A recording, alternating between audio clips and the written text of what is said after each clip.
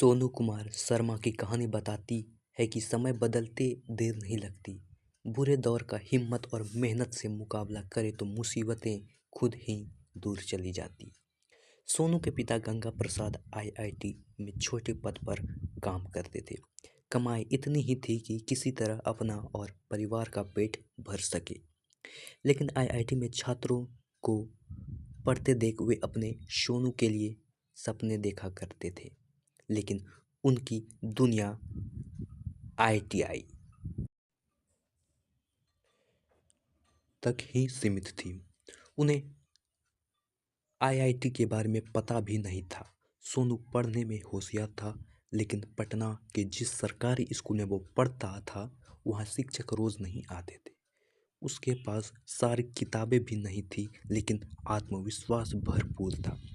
पिता अपनी नौकरी के दम पर बड़ी मुश्किल से बच्चों के लिए किताब खरीद पाते थे। उन्हें हर साल इसके लिए कर्ज लेना पड़ता था। ऊपर से भाइयों के साथ पारिवारिक कलह भी अशांति का एक बड़ा कारण था। लेकिन सोनू को आईटीआई में पढ़ाने की उनकी हसरत कभी कमज़ोर नहीं पड़ी। सोनू भी इन मुश्किलों से जूझते रहे, किसी तरह पढ़ाई करता रहा। 8वीं 9वीं कक्षा में तब भी वह रात को देर तक जागकर पढ़ाई करता था।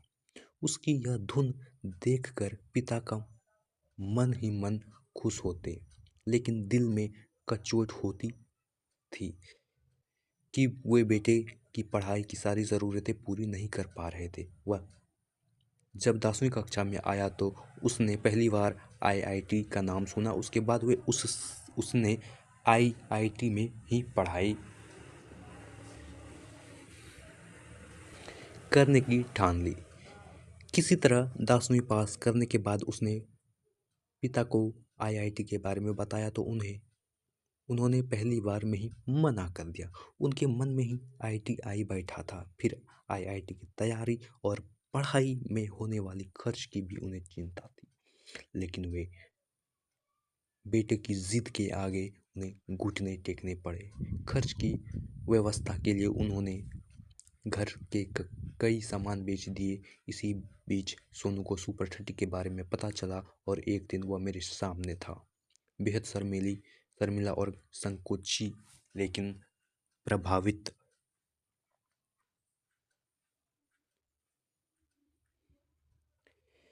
से भरा हुआ। मैं पहली बार में ही उससे प्रभावित हुआ बिना नहीं रह सका। क्लास में भी वह हर समय किताबों में ही उलझा रहता। उनकी एक खासियत दूसरे बच्चों से अलग थी। वह किसी सवाल को हल करने से पहले उसका कॉन्सेप्ट समझने की कोशिश करता। उसने तैयारी में कोई कसर नहीं छोड़ी। पिता का बिका हुआ घर और परिवार की गरीबी उसे हर पल याद रहते। साल 2010 में आईआईटी प्रवेश परीक्षा का रिजल्ट आया तो सोनू की खुशी का कोई ठिकाना नहीं था। उसे आईआईटी खड़गपुर में प्रवेश मिल गया था। पिता ने पूरे मोहल्ले में मिठाई बांटी, यह बताते हुए कि मेरे बेटे का आईआईटी में सिलेक्शन हो गया है। उसने जी तोड़ मेहनत कर इंजीनियरिंग की पढ़ाई पूरी की। इसी दौरान आईआईएम के बारे में पता चला तो अब वह उसकी तैयारी में भिड़ गया। इधर कैंपस प्लेसमेंट में उसकी नौकरी रिलायंस कंपनी में लग गई। दूसरी ओर कैट परीक्षा में कामयाबी हासिल करने के बाद उसे आईआईएम में भी प्रवेश मिल गया। लेकिन यह फैसला नहीं कर पा रहा था कि परिवार का माली हालात सुधारने के लिए उसे नौकरी ज्वाइन चाहिए या मैनेजमेंट की पढ़ाई पूरी कर बेहतर भविष्य के लिए कोशिश करनी चाहिए।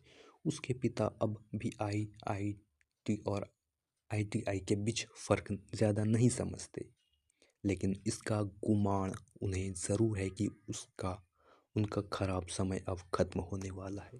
हालांकि सोनू का संघर्ष अभी भी खत्म नहीं हुआ है। वह गरीब लोगों के लिए काफ़ी कुछ करना चाहता है, ताकि उसके जैसे दूसरे होनहार बच्चों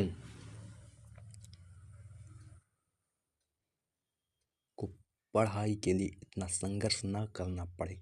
उसने मुझे से भी इस बारे में पूछा तो मैंने बस इतना ही कहा कि जो भी करो दिल से करो। मुझे पता है कि सोनू कोई भी काम आधे मन से नहीं करता और ठान लेने पर कोई भी लक्ष्य उन्हें उसके लिए चुनौती नहीं बन सकता।